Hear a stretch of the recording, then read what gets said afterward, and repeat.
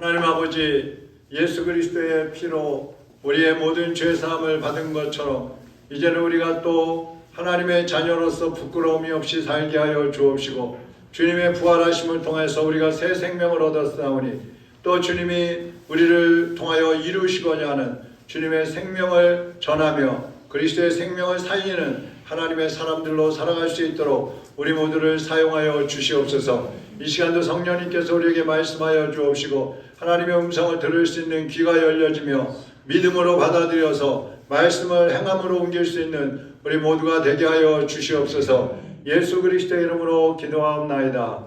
아멘. 하나님 말씀 요한복음 13장 31절에서 38절입니다.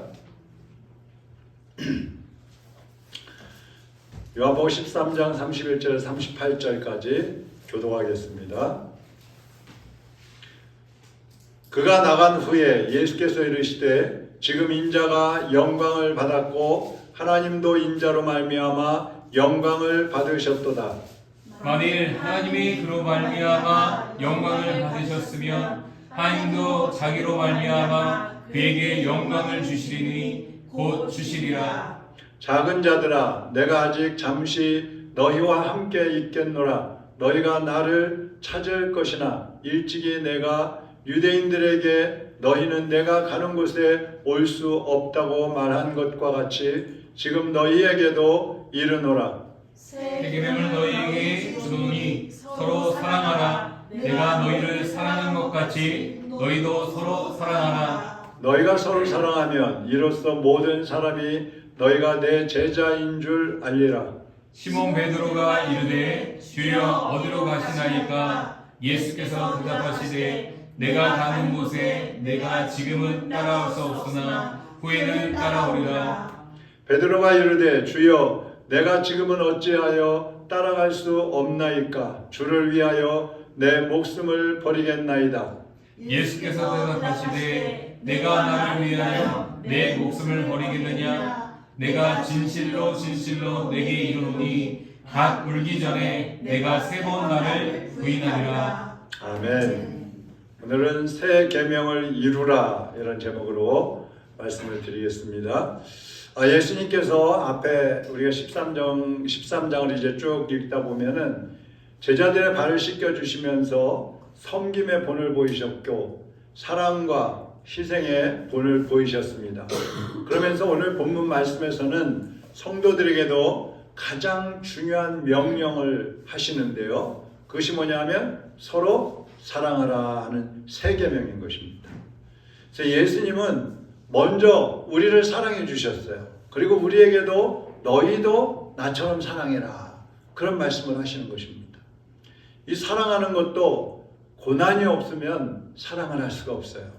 사랑을 한다는 것은 굉장히 힘든 일이기도 하다는 뜻입니다. 오늘 31절에 보면 그가 나간 후에 가룟 유다가 나간 걸 얘기하는 거예요. 그가 나간 후에 예수께서 이르시되 지금 인자가 영광을 받았고 하나님도 인자로 말미암아 영광을 받으셨도다 그래요.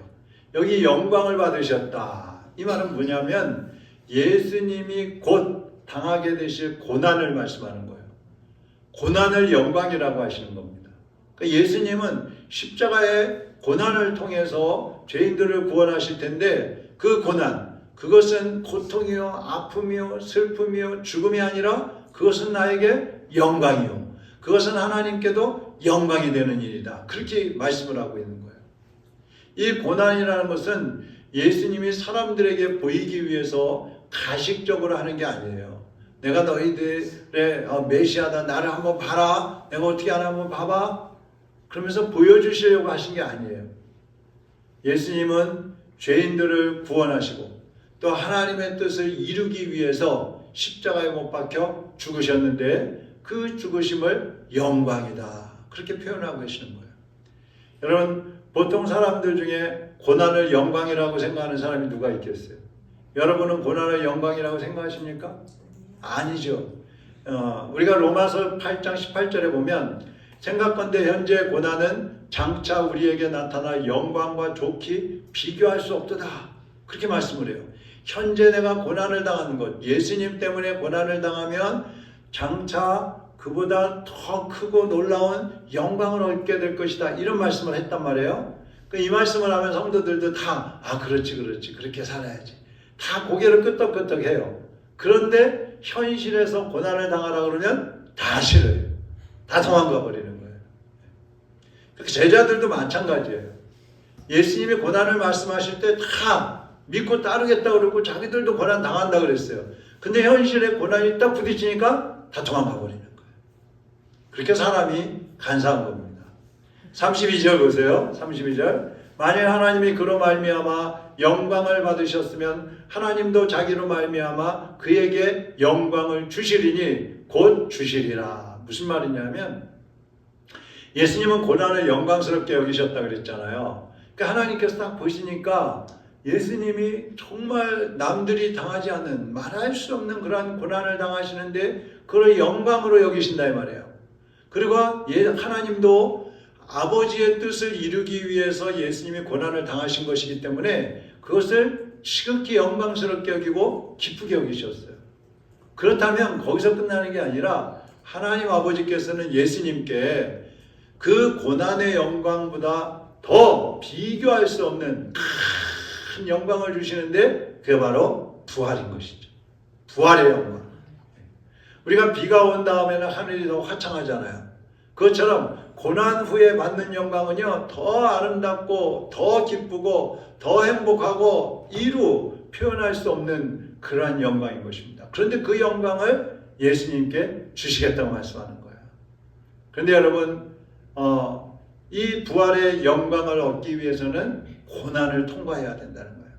죽음이라는 고난을 통과해야 된다는 겁니다. 자, 예수님이 이제 그 말씀을 하시는데 33절 우리 같이 한번 읽어볼까요? 시작. 작은 자들아 내가 아직 잠시 너희와 함께 있겠노라. 너희가 나를 찾을 것이나 일찍이 내가 유대인들에게 너희는 내가 가는 곳에 올 수 없다고 말한 것과 같이 지금 너희에게도 이르노라. 이렇게 말씀하시면서 36절부터 보면 베드로에게 말씀하셔요. 내가 이제 곧 고난당할 텐데 너 나 따라올 수 없어. 너희들 나 따라옵소서. 다 도망갈 거야. 그러니까 베드로가 38절에서 뭐라 그래요? 예수께서 대답하시되 내가 나를 위하여 37절에 보면 베드로가 이르되 주여 내가 지금은 어찌하여 따라갈 수 없나이까? 주를 위하여 내 목숨을 버리겠나이다. 얼마나 멋있어요. 예? 우리도 막 은혜 받고 그러면 내가 교회를 위해서 주님을 위해서 다 하겠습니다. 다 드리겠습니다. 목숨까지 바치겠습니다. 막 이래요. 그런데 좀 지나면 어때요? 내가 그런 말 괜히 했네. 책임지지도 못할 말을 다 돌아서 버려요.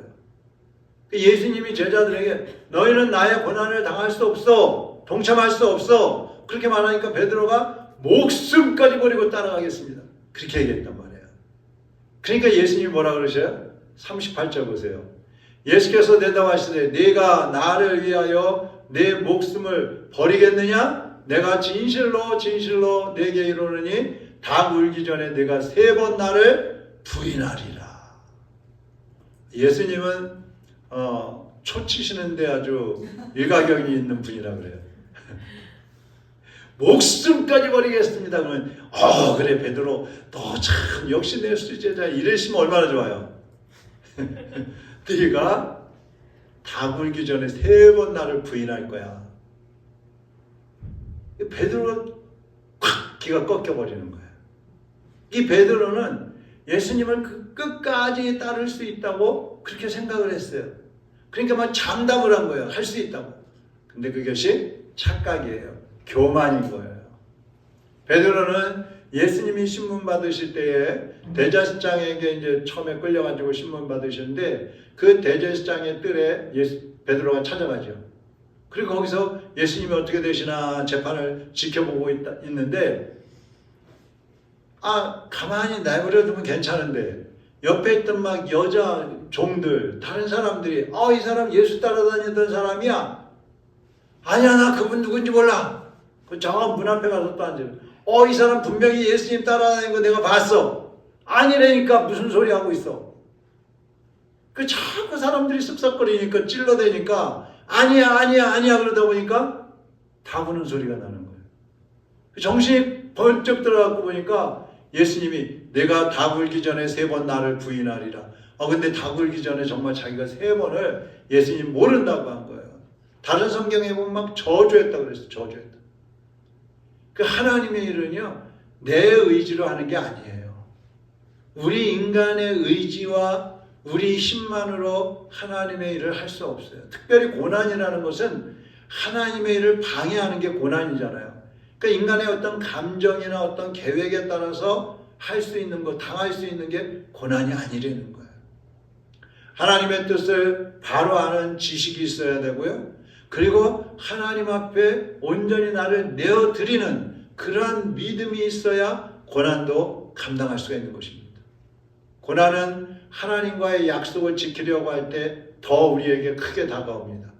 또 하나님의 뜻을 이루려고 힘쓰면 힘쓸수록 고난이 더 찾아올 수가 있어요. 그래서 하나님께 약속할 때에는요, 함부로 하면 안 돼요. 신중하게 해야 돼요. 고난받을 각오를 하고 하나님과 약속을 해야 돼요. 희생할 각오를 하고 하나님과 약속을 해야 돼요. 그리고 약속을 했으면 반드시 지켜야 됩니다.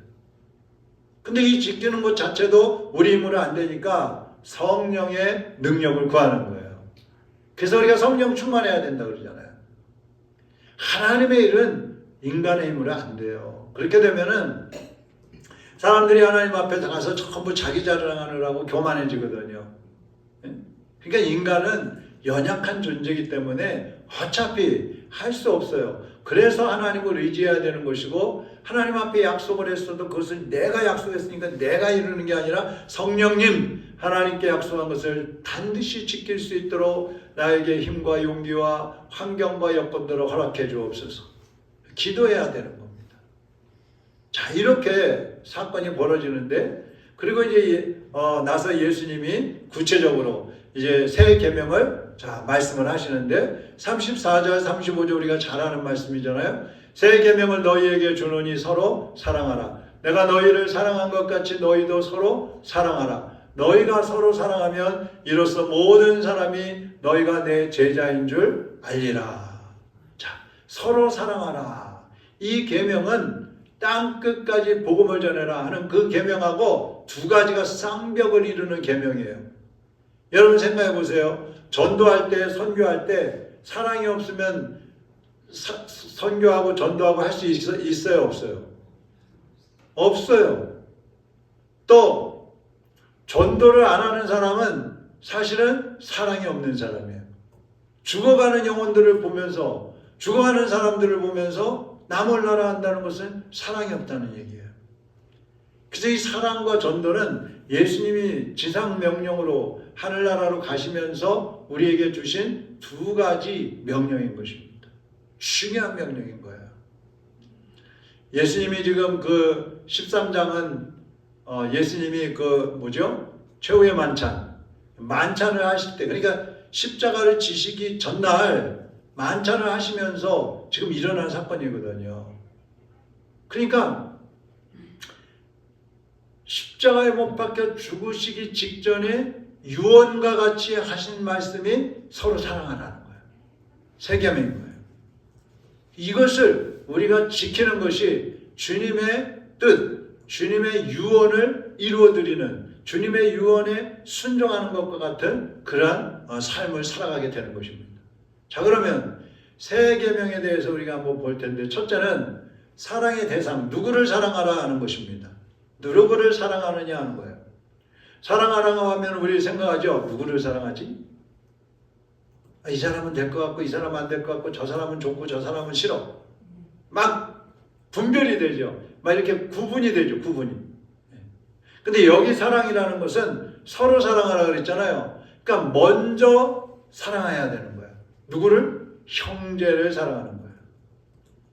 믿는 사람들 간에 먼저 사랑하는 거예요. 언제나 우리가 구제를 할 때에도 교회 안에 같은 성도들 중에 구제해야 될 사람이 있으면 구제하고 그런 다음에 불신자들을 하는 거예요. 초대교회 성도들도 재산을 팔고 땅을 팔고 막 다 갖다가 바쳤을 때 같은 성도 중에 어려운 사람들을 나눠주라고 먼저 가져온 거예요. 그리고 남는 것을 가지고 또 이제 고아나 가부나 나그네나 또 죽어가는 영혼들 선교하는데 사용하는 겁니다. 그러니까 모든 그리스도인은 예수님 안에서 한 혈통이 되었어요. 예수님의 피를 받은 한 혈통이에요. 한 지체예요. 한 몸이 되었어요. 그러니까 한 몸은 가족보다도 더 가까운 사이죠. 그래서 서로 사랑하는 게 마땅한 거예요. 성도들 간에 서로 사랑하는 게 마땅한 거예요. 근데 교회 안에서도 다툼이 있죠. 분열이 있죠. 예. 이 교인들이 싸우면 세상 사람들이 싸우는 것보다 더 무섭다고 합니다. 봐주는 게 없어. 싸우면 화해를 안 해. 아이고 정말 사랑해 사랑해 입으로는 그래놓고 자기들은 싸우면 화해를 안 해. 그런 소리 많이 듣잖아요. 세상 사람들은 술 한잔 마시면서 화해하는데 이 그리스도인들은 술도 안 마시니까 화해를 못하는 거예요. 포도주 마시면서 화해해야 되나?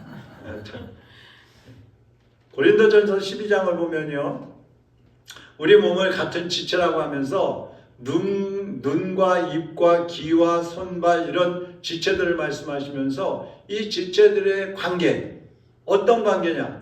몸의 지체들을 보면 어떤 지체는 연약해요. 눈 같은 거 보세요. 눈.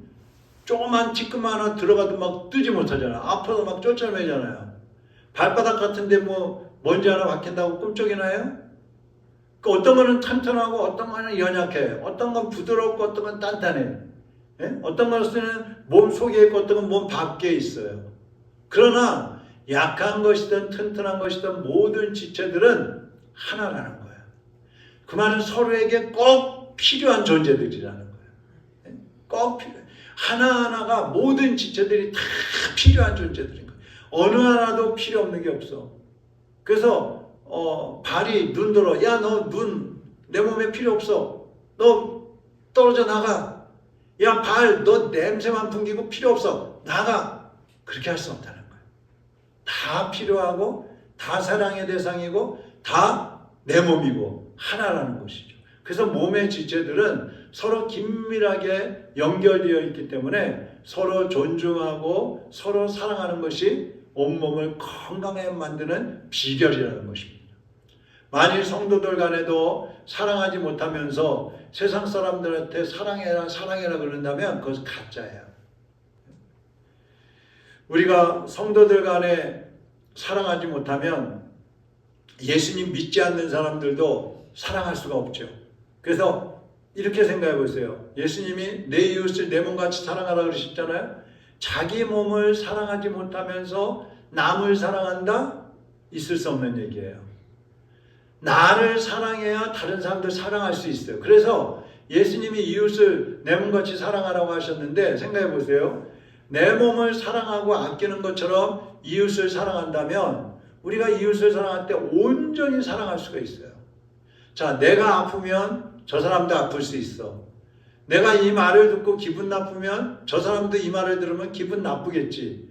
내가 배가 고프면 저 사람도 배고픔을 느끼겠지. 내가 욕심이 있는데 저 사람도 욕심이 있겠지. 나에게 필요한 것은 다른 사람에게도 필요하겠지. 내가 싫은 것은 다른 사람들도 싫어할 거야. 내가 하고 싶은 것은 다른 사람들도 하고 싶을 거야. 내가 먹고 싶은 것은 다른 사람도 먹고 싶을 거야. 이렇게 공감이 되면 맞춤형 사랑을 할 수가 있다는 거예요. 맞춤형. 내가 굶어보니까 배가 고파. 그러면 다른 주변을 돌아보는데 어떤 사람들이 제대로 못 먹고 굶어. 내가 그 굶었을 때 배가 고팠지. 저 사람 얼마나 배고플까? 그럼 먹을 거를 갖다 줄 수 있겠죠.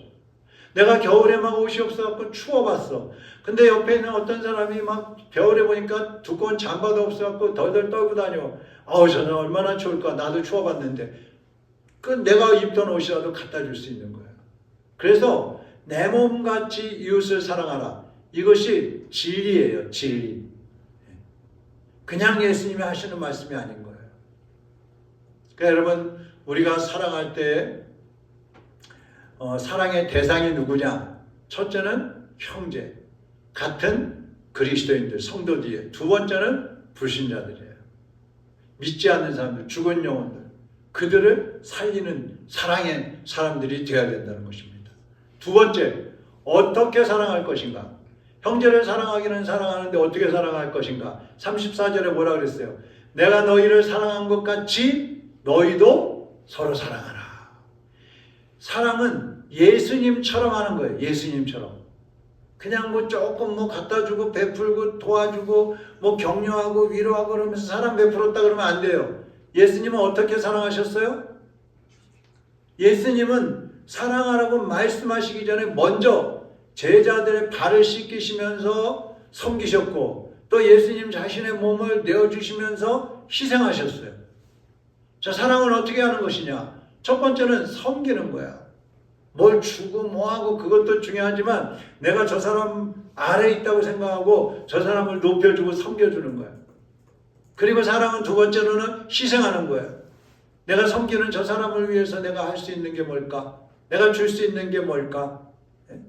그 사람들은 희생과 섬기는 것 없이 입으로만 사랑을 막 외치기 때문에 제대로 사랑을 못한다는 겁니다. 갈라디아서 6장 2절에 보면요. 서로 짐을 져주라. 그런 말씀을 해요. 짐을 서로 져주라. 내 짐만 지고 가지 말고 다른 사람의 짐을 서로 져주라는 거예요. 사실 우리가 혼자서 무거운 것 들고 가면 얼마나 무겁습니까? 근데 누가 옆에서 조금만 도와주면 얼마나 가볍게 짐을 옮길 수 있어요. 그런 거예요. 그러니까 사람이 힘들 때 내가 조금만 도와주면 돼요. 조금만. 많이가 아니더라도. 그러면 그 사람이 사랑을 느끼게 되고 그럴 때에 우리는 또 사랑을 실천하는 것이죠. 요한복음 15장 10절 한번 같이 읽어보겠습니다.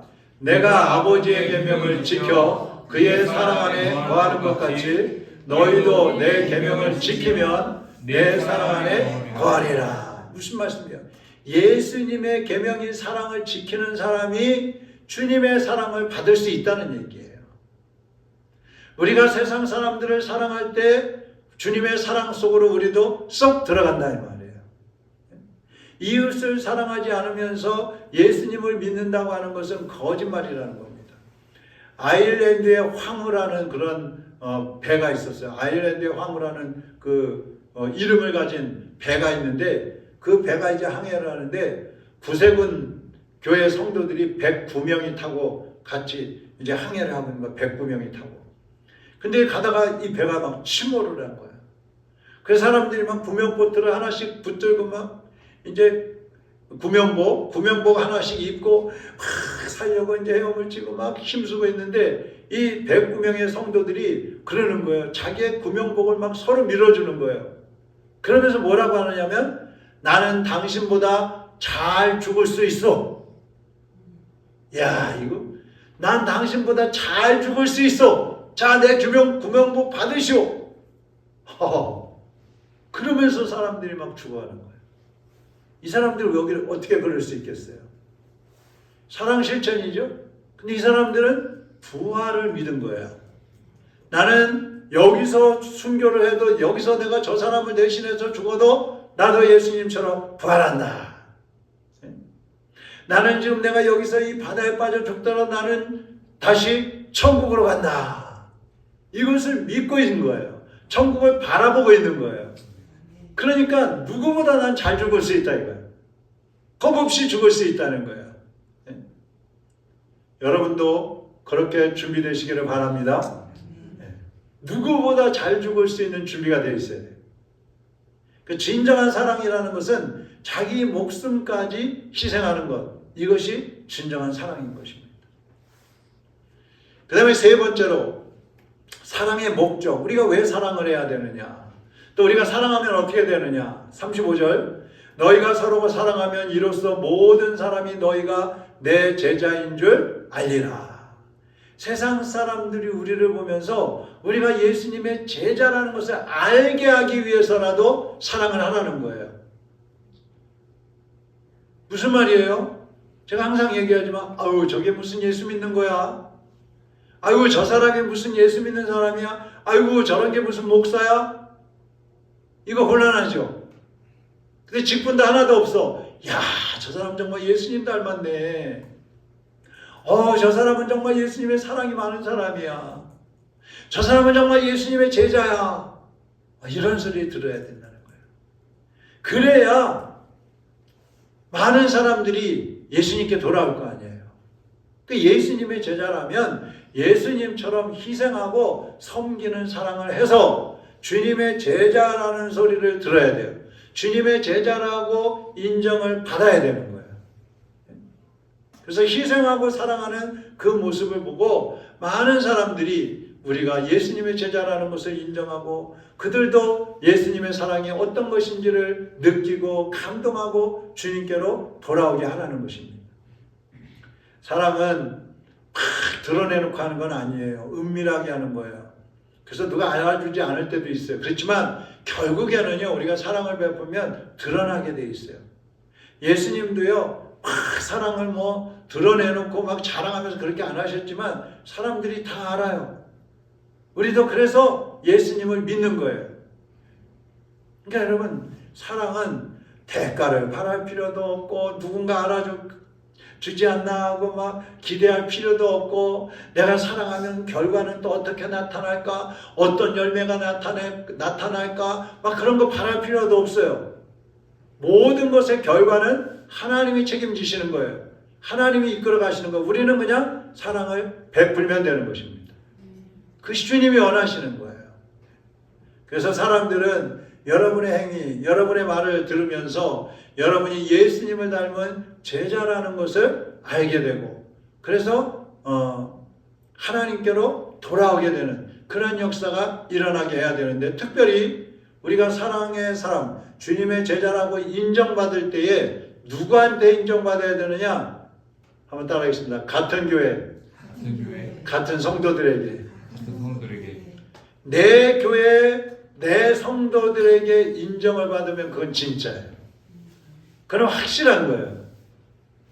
근데 남들은 좋아하는데, 남들은 사랑이 많다 그러는데 내 교회 사람들은 그렇게 인정을 안 한다? 그러면 그거는 문제가 있는 거예요. 가장 가까운 사람에게 인정을 받아야 돼. 그게 진짜예요. 그러니까 우리가 보통 집안에서 가족들한테 인정을 잘 못 받고 밖에 나가면 인정받는 사람들 있잖아요. 예? 밖에 나가면 그 사람 너무 부드러운 사람이야. 근데 집에서는 하나도 안 부드러워. 그러니까 여러분은 이 사랑과 희생의 본을 보이셨던 그 예수님의 모습처럼 우리도 사랑하고 섬기고 그리고 희생하면서 예수님의 제자의 모습으로 살아가야 된다는 말씀입니다. 그것이 주님이 우리에게 사랑하라고 하신 목적 중에 한 가지인 것입니다. 오늘 우리 자신 한번 돌아보시고 정말 나는 예수님처럼 사랑하고 있는가? 예수님처럼 사랑하고 있는가? 정말 나는 우리 교회 성도들에게 사랑의 사람으로 주님의 제자들로 인정을 받고 있는가? 한번 돌아보시고요. 이 사순절 기간, 특별히 고난주간에 우리의 모습을 좀 더 다듬어서 예수님의 제자, 특별히 사랑이 넘치는 주님의 제자들로 성숙되어져 가기를 주님의 이름으로 축원합니다. 이제 우리 같이 기도하겠습니다. 제가 먼저 기도하고 그리고 함께 통성으로 기도하고 돌아가실 때에 우리 나라와 민족을 위해서, 특별히 대통령 선거를 위해서 공정하게, 그리고 하나님 마음에 적합한 사람, 국민을 위해서, 나라를 위해서 희생하고 섬길 줄 아는 그러한 사람이 세워질 수 있도록 기도하시고요. 그리고 우리 국민들이 또 마음을 같이 하고 연합하여서 땅 끝까지 복음 전하는 민족으로 다시 일어날 수 있게 되라고 기도하시고, 우리 교회 성도들 모두가 이러한 분주하고 혼란한 시기에 깨어서 기도하면서 주님의 제자들로 더 성숙되어져 갈 수 있기를 위해서 또 기도해 주시고요. 해외 나가 있는 선교사들을 위해서, 우리 교회 이전을 위해서도 기도해 주시기 바랍니다. 제가 먼저 기도하겠습니다. 사랑하는 하나님 아버지, 감사합니다. 예수님께서 제자들의 발을 씻기시고 십자가에서 희생하시면서 우리에게 사랑의 본을 보여주신 것처럼 이제 우리도 예수님의 제자들답게 사랑하며 섬기며 희생하며 주님의 모습으로 살아갈 수 있게 하여 주시옵소서. 이 고난 주간에 우리 자신을 절제하고 우리의 정욕을 절제하고 우리의 모습을 다듬어서 예수님의 모습으로 한 단계 더 성숙되어지는 기간이 될 수 있도록 인도하여 주시옵소서. 지금도 세상에서 방황하고 갈등하고 또 여러모로 어려운 환경 속에서 허덕이는 수많은 영혼들이 있습니다. 그들을 우리가 찾아가서 사랑을 전달하게 하시고 그들을 섬길 수 있게 하여 주시어서 많은 사람들이 우리 성도들을 통하여 주님께로 돌아오는 역사가 있게 하여 주시옵소서. 주여 한번 부르고 기도하겠습니다. 주여!